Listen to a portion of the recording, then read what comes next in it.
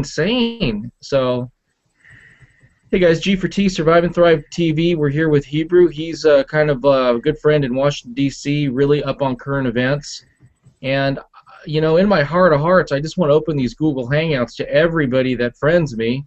But it's kind of weird because it gets difficult at times because we get people in here that maybe aren't as conversant on the topics in the same way we are and are a little disruptive. I don't want to name names. Are you there, Hebrew? I'm right here. So in some ways, it's good to have multiple people come in, but it kind of becomes a free-for-all where it becomes untenable, and it's hard to push the conversation forward if it's more than 2 or 3 or 4 people that aren't in the same thought patterns or thought waves. Right. So, I mean, actually, it's like I know you really well. We both think the same way, is able to have a conversation. Maybe that's one of the reasons why Alex Jones only has one person on at a time. It makes it too difficult if we have too many people. Yeah, it makes sense, especially when you're dealing with a focus issue like what's going on in the currency market. Well, it's a big, grand experiment, Google Hangout, and sometimes guys like you or Entrepreneurial Patriot or others aren't available, and I would like to open it up to a larger audience. But, everyone is just trying to learn this Google Hangout, and they might have their mics not set up, or in some cases, the hard part is if they're not really on topic and they are kind of deviating. And yesterday, there was some really, some people really got upset because they felt they were being disrespected and talked over. Did you see that show yesterday? No, I missed it. I was busy catching up on my laps here. I'm definitely trying to focus in on what I call personal prepping as things really began to unwind, as we're seeing right now in the Far East. I don't know if you've been watching the news. I put a few news articles out there. The markets are really beginning to unwind over there. The jitters are all over the place now about Cyprus. How much time do you have to talk right now? I'm good for another, 10, 15 minutes. Okay, we'll make it real short and make this short and sweet. And maybe tomorrow I'll try opening it up to a larger audience.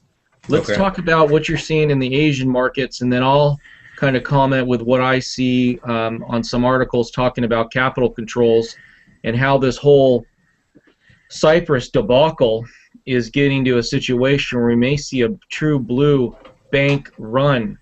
People withdrawing all their money from the bank accounts, collapsing the entire European economy. It's spreading like a virus to America, and then people begin, taking out their money out of the banks. Mm-hmm. So I think the theme of this video is bank run, bank run, bank run. Take out your money now. What's your thoughts? What are you seeing in the Asian markets? Right now, the Hang Seng and the Tokyo indexes are all down. The Australian and New Zealand markets are spiraling down, which is a commodities heavy, two commodities heavy currencies, the loon and the Aussie. So it's quite particular because they know from the experiences what's happening in Cyprus is that most of the big depositors in Cyprus are Russian, and these Russian oligarchs, they've made their money largely out of commodities and deposited in Cyprus to evade taxes in Russia. So this is really going to be interesting because now you got all these oligarchs who've been holding up these small European countries' banks like France, Spain, Portugal, Italy, Ireland, Iceland, so-called pigs countries. It's going to be interesting to see what happens when these Russians start pulling their money out of these banks one by one. And they've been refusing to open the banks up. I don't know if you noticed that. I've been reading the articles about how there's actually a bank holiday going on right now. And they're allowing people to withdraw money from ATMs, but they're not opening the banks right now. And that's I've read that the Russians are going to make a huge move to take the money out now that they realize that they're at risk, and that'll be real interesting to see what that happened. And of course, now the Bank of Japan has just issued a huge amount of warrants for covered calls on gold contracts and silver contracts. So we're going to also, when the American market opens up, we're going to see a huge spike in the price of metals. And they're also trying to hedge in on the copper market too. So anybody out there, watch that copper chart in the morning. It's all of it's going to go crazy. What do you think is going to happen with gold and silver? I think we're going to see a closening of the gold-silver ratio, probably down to maybe 10-1, and gold could easily cross $2,000 tomorrow. Well, if you haven't met the guy next to you, his name's Mark. He's in the Bay Area of California. This is his first time on here. Okay. And I'd just like to welcome you. Interject as you would, Mark. I appreciate you coming on, and just giving any commentary of what you're seeing and what you're feeling in the Bay Area. It's a major, major financial center, technological center of the country, and any input by you is appreciated. Thanks. Well, at least I know in the IT sector, 2 years ago we almost shut our doors. We're a small business, but the last year we're busier than we can keep up, at least for technology. Yeah, I have relatives that are into the aerospace industry in Orange County, and they've had a bunch of contracts dissolved because of this sequester. So we are starting to see the reverberations of some of these government actions or inactions, and you throw that in with the situation that's unfolding in Europe. It's a scary scenario. Not saying that I know everything, or even Hebrew, or anything, but It's just, well, I guess we're open to the discussion to kind of share information here. And an article that came out in Zero Hedge that really was interesting was saying if the Cyprus banks reopen, there's going to be a deluge of bank withdrawals to drain 10% of the savings, as the country's central bankers warned. 20, 50% of all of it? I mean, what exactly, how much are these foreign oligarch accounts going to pull out of the European Union? And then are we going to see capital controls, imposing limits on daily withdrawals from bank accounts? Some of these socialist actions start happening in Europe, which in my mind, you have to think that the IMF and the World Bank and the European Union, they had to know that when you go into a savings account and you take money from people, that's got to put the fear of God into individuals that have bank accounts. No doubt. I'm wondering if this is some sort of planned collapse. If right now, they know this isn't going to last a couple months, so they're pulling the trigger now, so that way we have a total financial collapse in the European Union now. And I'm wondering if that, how that's going to play out. Who's the enemy here? Who are we going to declare war on? What exactly is happening? Any commentary from you guys? Yes. As I stated before, the Russians probably have anywhere, and also the CIS states, best guesstimate, just based upon dark pool investment strategies of nearly $1.75 quadrillion. You're probably looking at anywhere in European banks of anywhere upwards of maybe several $1 trillion in deposits by wealthy Russians. So if they start pulling out of Western banks, I mean, that's like, that would be just catastrophic. And you are probably going to see some state-issued capital controls in terms of how much money they can wire out, and you're also going to probably see a lot of shrinkage in letters of credit being issued, in terms of now they're going to, instead of the typical 1,000-to-1 ratio, they're probably going to drop the ratio down to 500-to-1 and increase the margin necessary to be able to open a letter of credit, which is going to definitely drive up the price of basic foodstuffs and commodities across the board in Europe and America soon. which is going to add inflationary pressure, which is what so-called Fed and the Bank of International Settlements and other central banks do not want. But this is going to create a inflationary position that's going to unwind all over Europe and America. Tell me what you think about this comment by Neil Farage. It's going to take like a minute or two. Mm-hmm. I'll try to do a screen capture here. Okay. Take a look at this and tell me what you think of this. What's really happening here is we have an irreconcilable split between the north and the south of Europe. And in the north of Europe, and particularly I'm thinking about Germany, the Netherlands, and Finland, there are very strong political voices saying we do not want to go on bailing out southern European countries. And bear in mind that Cyprus is now the 5th country out of 17 that's needed to be bailed out. And that is why the Germans extracted the terms that they did. But I must say, even in my direst predictions in this parliament over the years about the way the EU bosses were behaving, never did I think that they would, in a completely unprecedented manner, resort to stealing money from people's bank accounts. Well, it's because the EU can't afford it can't afford Cyprus to fail, can it? Look at the jitters that have already happened over what's going on the last couple of days. Well, it can't afford Cyprus to fail, it can't afford Greece to fail, Portugal, Spain, or Ireland. They know that once one country goes, the whole deck of cards will come tumbling down, and countries like Germany will realise absolutely vast losses, possibly as much as €1 trillion. So they are anything, literally anything. Is this true? And he is actually recommending for people to take their money out of bank accounts. What's your thoughts on that, man? Nigel hit it right on the head. €1 trillion. I knew it. Man, that's unfathomable. We can't even think that high, man. Yeah, and he was actually later on in the interview, he was basically saying, "Get your money out now." I mean, yeah. This is. I wonder if this is what we've been looking at, and that's why the panic is setting in right now. Germany can't take that hit.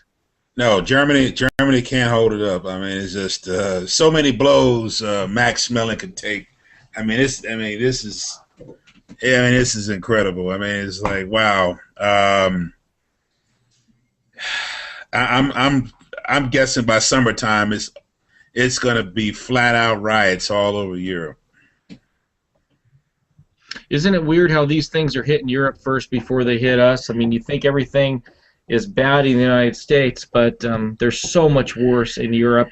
And the things I've been reading about and watching in Spain and Italy. Oh, yeah. Spain's in a full-blown depression with like 50% unemployment with groups. I mean, it is they're done and cooked. And here we are worrying about ourselves, but it's like, are we the best horse in the glue factory, or are we immune because the dollar is the we immune in some ways? No, we are not immune. Even though the U.S. dollar is still the so-called preferred reserve currency, we are not immune from what is about to take place. And the politicians and the statesmen lack the courage and the will to do what is necessary and right in this instance. I mean, they got a guy over there in Spain. I have to give him a high five and a bear hug, because he took his people in the town who were starving to death in a grocery store and told them to load up and just take what you need because you're starving, and ordered his policemen not to arrest these people. I mean, that's just. Their backs against the wall. I mean, what are they going to do? I mean, it's incredible that this whole thing is just unwinding like it is. It's like there's all the safety nets and the brakes that they bragged about over the years of fiat currency and central banking. All this stuff that they said, oh, we're going to set it up in such a way it's going to prevent a Great Depression, and we're going to do this, and we got all these controls and mechanisms and machines and automatic brakes and levers that we're going to do it this way, and it's not what happened in the 30s will never happen again. And they lied to us. They straight up lied to us. We bought into it and fell for it, and now we got Elliott Wave 3 coming, and there's nothing they can do to stop it. Mark, what's your thoughts as a average IT guy in the Bay Area? What's your thoughts, man? Why are you keeping a finger here on the pulse of what's happening in the global economy? Is it going to affect you guys in Silicon Valley or what? Well, I mean, the only thing I know is we have a couple hundred customers in the Bay Area. A lot of them in construction, and they're just busy. I mean, I don't feel that impact right now. It just seems like, as far as the pulse we feel for our customers, that business is getting better from our perspective. Interesting. Don S. just joined us from Arizona. What's your thoughts, Don, or anybody, on what we can do right now to prepare? Should we be pulling all our money out of the bank accounts? I mean, I've zeroed out my bank accounts. My wife still has a couple grand in hers. Should I be going to the bank tomorrow and having her pull out all her money and put it into cash? I mean, what do you guys think? Well, I think if you have to look back at like 2008, when if you watch that documentary, it's about a 2-hour documentary on the crash of 2008. The one thing that was most poignant to me was one of the bankers that was in these meetings had actually left a room, or during a break, he called his wife, and this was on a Friday, and he told her to take all the money out of the bank account that she could in cash, because the likelihood of the banks not being open on Monday was very high. And so that just goes to show you how close we can come, the next crash, to the banks just not being open one day. You know, I wouldn't, I don't, you know, keeping cash at your house is dangerous. You know, I was just talking to my friend the other day about how they have fireproof safes, but they're hard to hide, and people can steal them. I was talking about what a great idea would be to make a fireproof envelope that was so flat you could hide it, say, under your carpet or something, and that would be much more secure and easy to hide. And I don't know, it's a tough call. I don't think the banks are safe. I think it's always open to confiscation, especially from the IRS if, say, you're self-employed. But I think it's dangerous, and I think that as we go on every day, it's sort of like playing Russian roulette. One day we're going to wake up and there's going to be a bullet in the chamber. And Hebrew, you're saying you're making preps right now. What exactly are you doing? Are you just trying to get your financial house in order? Are you trying to set up yourself in a position so you can profit from this? Combination of both, as well as busy stocking up on foodstuffs and whatnot. I'm watching these food prices go through the roof. Even here in Costco's and Sam's, they have survival kits you could buy for like a family of 4. I noticed when they first advertised it, it was $3,000 and some change. Now that's that very same kit for a family of 4 now is over $5,000. It's not even a year has gone by, and it's almost double the price. Tells you where things are right now. People are not prepping. They are not cutting back. They are still on the roads, running around like chickens with their heads cut off. It has not begun to hit the reality of the major collapse, if there is one. I was starting to believe in a long, slow collapse where we deal with high unemployment and high prices, but we could hit the situation. I mean, this European situation looks kind of scary.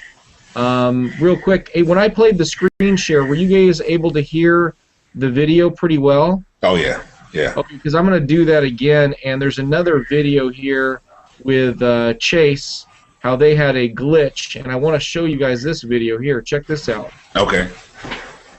With their online banking, but this time it caused momentary panic for some of their customers who actually thought that someone had gotten into their accounts and swiped all of their money. ATM brought a sense of relief to many people tonight as the bank's customers were able to get cash in hand. For a couple hours, millions of customers across the country who use online and mobile banking saw their checking and savings accounts all with zero balances. I just thought they were doing some kind of service on the account, sir. But quickly, Twitter feeds were set ablaze with comments of anger and frustration. One tweet reading, quote, "Chase got lost my 100K savings. I demand my money." Another tweet saying, quote, "Why are all my accounts wiped out? What's going on?" Okay, there you go. Horse's mouse. What is going on here, guys? You gotta laugh, but you know that's one whole day there where $100,000 is it's gone. Then magically it comes back. Is this a ghost in the machine situation where now the powers that be are running these mini trial balloons? You know, is that what's happening? Alex Jones believes that they did this Cyprus 10% deal because they want to test the waters, because in Italy they're going to try 7% or 5%, see what that magic number is to take the money. Maybe they're getting the electronic situation set up on the bank accounts where they're testing the waters. Hey, you know, you're our main IT guy here, Mark. What's your thoughts on a computer point of view?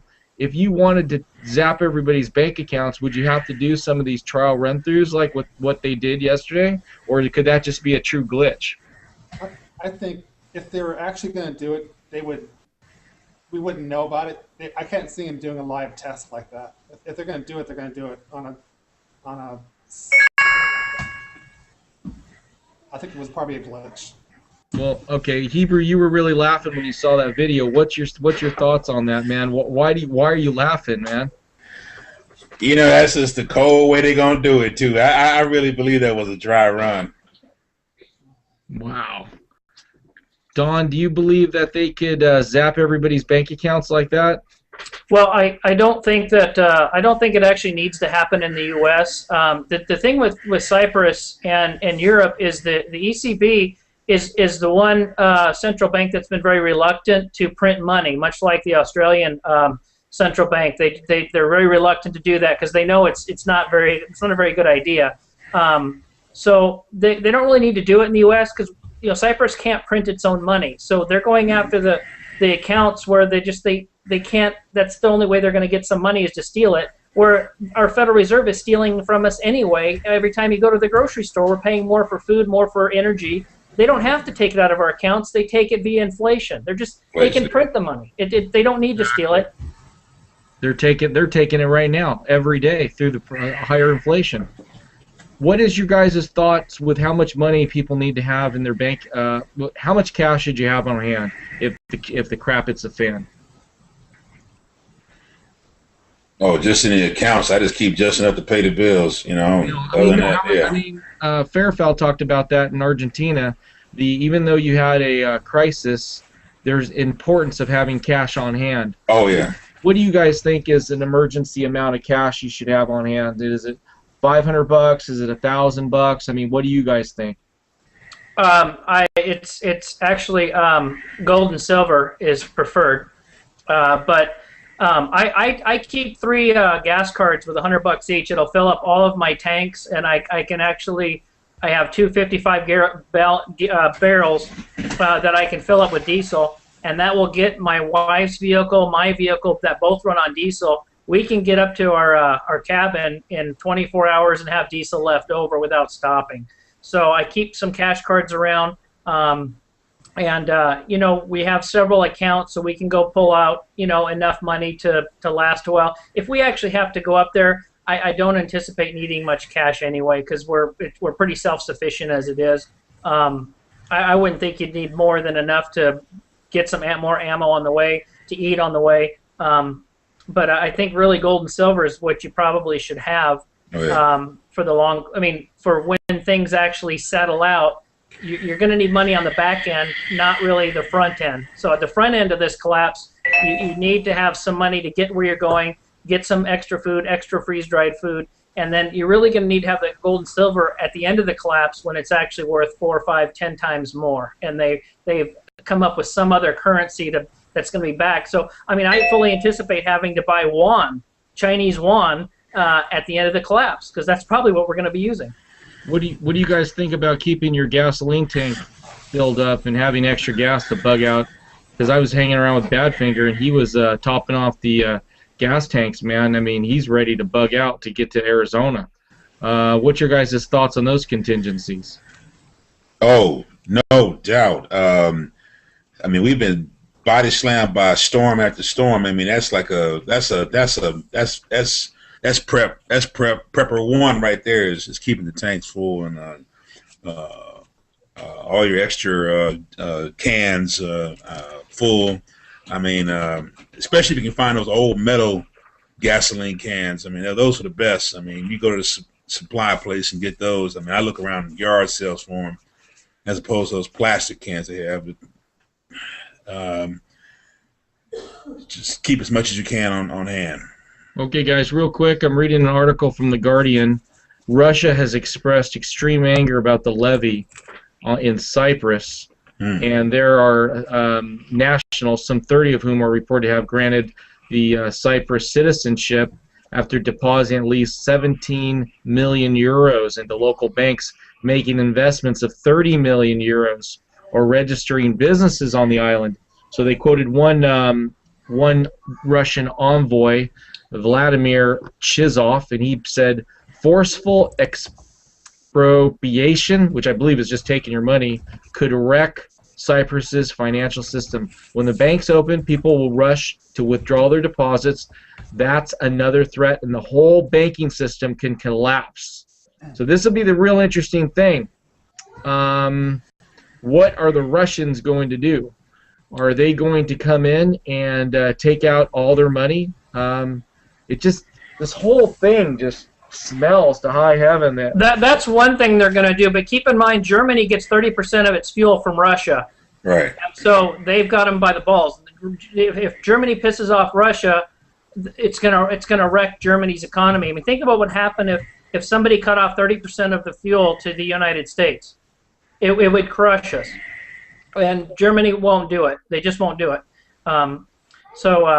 Yeah, Russia's got a lot of power here. You know, they're in a great position. They own a lot of gold, and you know, when Russia says something, you know, they're the second biggest nuclear power. They got to take them seriously. You know, the question is, will Germany bail out Cyprus, which is the 5th Eurozone nation to require a bailout? I mean, it's like, it's unending. It's just country after country needs to be bailed out by Germany. The biggest fear of the Eurozone, I think, is my opinion, is that if they don't bail them out and they end up out of the euro, and for some, and let's say they just go bankrupt, they just don't pay their bills, and they start over with a new currency, yeah, they're going to be broke for a while. But what happens if they prosper? What happens if they turn into another Ireland? All these other countries are going to do the exact same thing. They're just going to say, we're not going to pay our debt. We're going to get rid of the euro. We're going to go back to our currency. It's going to hurt for a while, but then they're going to do it. The Eurozone doesn't want that. So I predict the ECB is going to do a backdoor deal with, they're going to do just what they did with Greece, do a backdoor deal with them, keep it quiet, and then the Cyprus parliament's just going to have to enact just sort of slow austerity. They're just going to extend the time frame to pay it out. So they're still going to try and get their money. They're just going to have to wait a little bit longer and maybe take a hit on the interest rate. But they're going to have to do something. They're just trying to prolong the pain, or they're trying to prolong this as long as they can to keep it from collapsing. But everybody knows it's inevitable. But they keep trying, just like our own Federal Reserve. How long do you think we got before we have a total collapse in Europe? What do you guys think? Hebrew, what's your thought? I think it's 18 to 24 months. I think it may be. I think it may be sooner if there's some problems exposed in Switzerland, which is I think are due right now. I just don't know when all these bonds are due. I don't know when this debt is due, and that'll really tell you right there. Yeah, you're right. Okay, well, I think we beat this horse to death. Thank you so much, guys, for being on. I know Hebrew only had a short time, and I want to make this short and sweet, if that's okay with you guys. Mark, thanks for coming on. Don, is that okay? I'm going to end this unless you guys have any final comments. It just looks like, from reading all the articles, it just seems like there's more question mark than answers, and we just keep seeing repeats of the same thing. I just can't figure out why they would make this decision to go after savings accounts. It just seems like it's exacerbating the problem more than helping it. Because they're like our local police. They'd rather go give soccer moms tickets than go after people with guns and drugs. Yeah. Exactly. Okay. So Easy picking. They'll make a bold move at a small country because it's a lot easier to go after after. But then look, it's under. I mean, if you end up having bank runs in Italy and Spain because people are afraid that the government's going to come in and take your money, then that wasn't. You didn't do your job. You know what I mean? You're undermining the belief and the faith that your money is safe in the savings account. You know, that should be sacrosanct, I would think. Yeah. Yeah, but it's not. I know. So I don't know. And part of me is thinking, and no one's really talking about this because I was reading some of the stuff on the Zero Hedge and Market Ticker and listening to Gerald Celente. Maybe this is planned. Maybe this is a way to set the bank runs on. Maybe they need to collapse it now, and this might be a way that they're trying to collapse it. So I don't know. That's just a G for T conspiracy theory. But anyways, guys, hey, thanks for coming on. I'll let you go, and thank you so much for coming on. I appreciate it, everybody. Thank you. All right, good night. Thanks, George. Take care, guys. Have a good one. See you, bro.